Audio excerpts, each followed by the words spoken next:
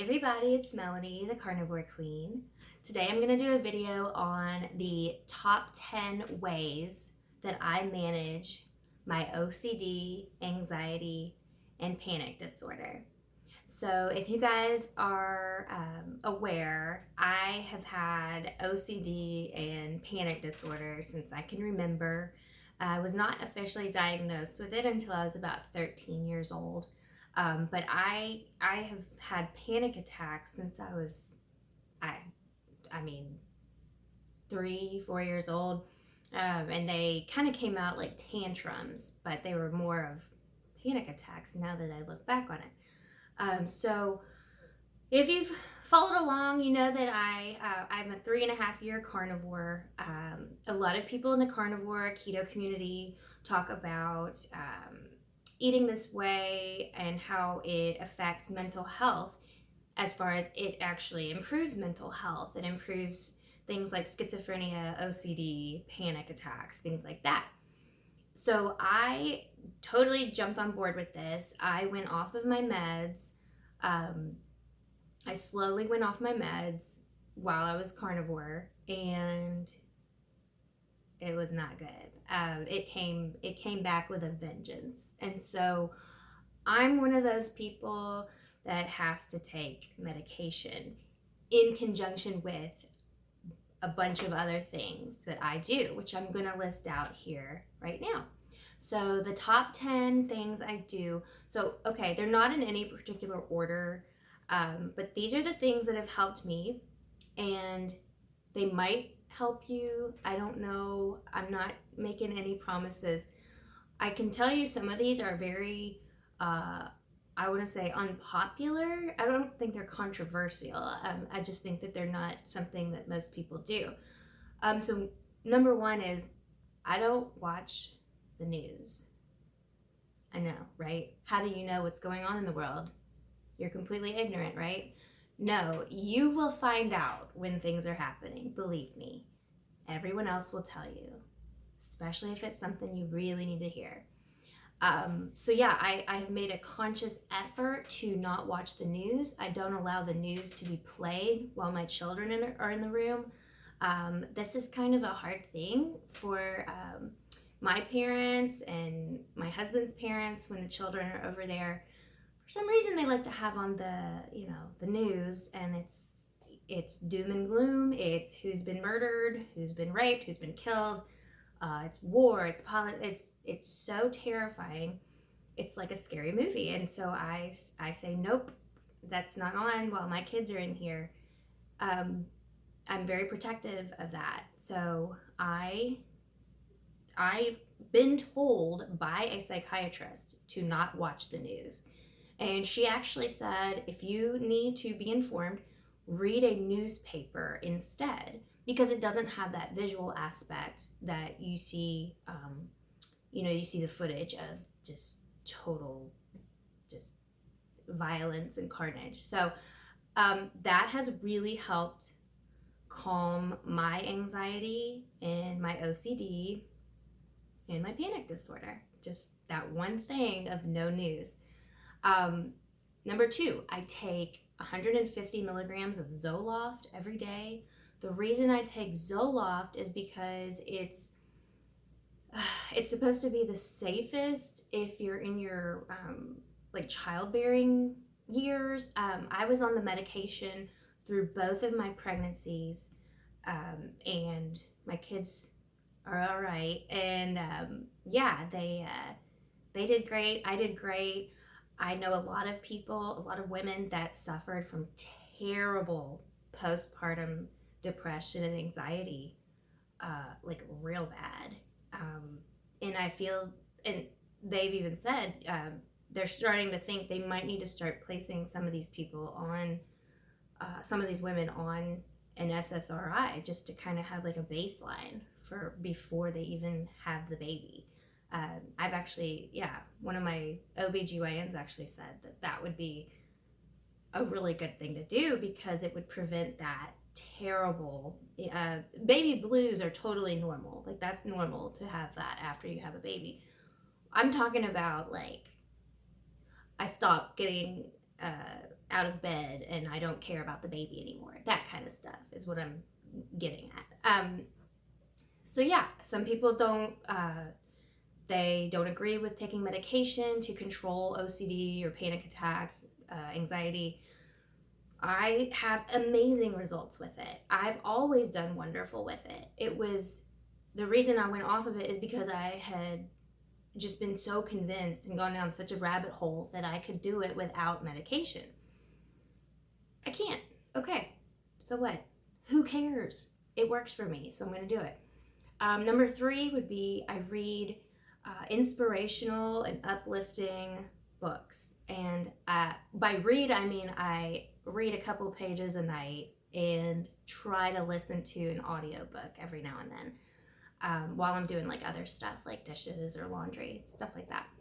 I find that reading calms my mind, and it makes me feel good, and I love being motivated and hearing from I read a lot of stuff from like these different coaches and things, and I love it. It's like free therapy to me. Let's see, number 4 I would say is you got to have alone time, and part of that is you need to get a hobby. And so here's the thing, I feel like everything we do is like, well, am I making money or am I not making money? Like it's being frivolous to do something for just for yourself. My hobby is I started taking voice lessons again. I took voice lessons years ago when I was a kid. I used to sing all the time. I wanted to be Britney Spears. I wanted to be Mariah Carey. I mean, I was just like, I was convinced that was my that was coming for me.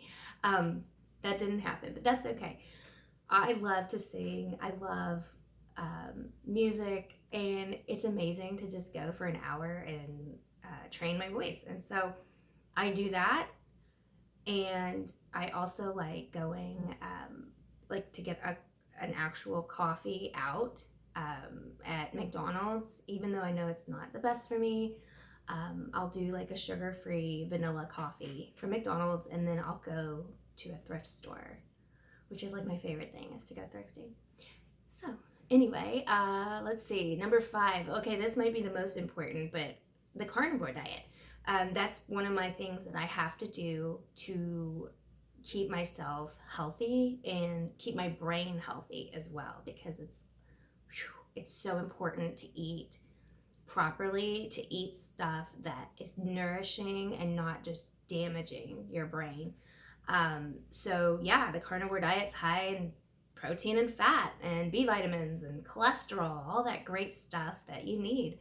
And I feel amazing on it, and it has helped me tremendously. Let's see, number 6, I love pickleball. So I was gonna say obviously exercise, but you gotta almost be okay. You're not gonna exercise unless you actually like doing what you're doing. So like you can't expect to go to a gym and run on a treadmill and like keep that up forever, because it's just boring. Maybe you like that, I don't know. For me, exercise is pickleball, and the coolest part about it is it kills 2 birds with 1 stone. I hate that analogy, but I play with my husband. We play doubles, and it's not only exercise, it's competitive. It's competition, which I'm super competitive. So it allows me to almost like harness this thing in there. I want to win. I want to do better every time I go and play. It's also a date, so that's really cool, and it's free. So like we try and go places that are free, because there's just a ton of parks just everywhere where I live. And yeah, sometimes you do have to wait, but it's okay. Number 7 would be cognitive behavioral therapy, which is a long 3 words for go to therapy, talk it out, talk therapy, whatever you want to say. And I have an excellent therapist. She does like art therapy with me, and I'm over the moon. I'm over the moon about it. When I was in a really like rough patch, I was having to see her at least once a week, And now I kind of just see her every now and then, like every couple of months, I'll go and see her. And it makes a huge impact. Number 8, avoiding triggers. So triggering things are actually certain places and certain people. And you have to just learn what your triggers are and try and avoid them as best as you can. That's hard. That's really hard to do because there's a lot of people that trigger you that you have to be around. So you have to almost like, I don't know, just kind of protect your mind and just be like, nope, I'm not going to let you ruin my day or, give me a panic attack today. So you just have to like, I don't know, just chill out and realize you don't have to live with that person. Thank goodness. Number 9, this is kind of a controversial one. It's very selfish, in my opinion, and it's also one of the best ones. Selfish as in, I was taught this is a selfish thing, but I say no to anything that does not serve me or my family. I don't go to every wedding that I get invited to. I don't go to every birthday party that we get invited to. And that might sound selfish, but sometimes you need to just take a break and not be around all this stuff. And it gets expensive as well. So it saves you some money too. Number 10, let's see. This one's a big one. I pray or meditate or I journal. So I kind of have like a prayer journal. So like it's like I'm writing the prayers, and talking to God like in my journal. That's what I do. Some people, they go to church and they pray. Some people pray or meditate wherever, anywhere. I can do it anywhere. That's the coolest part about it, is you can do it anywhere. So yeah, those are the top 10 things that I use to manage my OCD, panic attacks, and anxiety. And I feel like they have done very well for me. And so I just wanted to share those with you guys and see if that might help you guys out. So I will talk to you in the next video.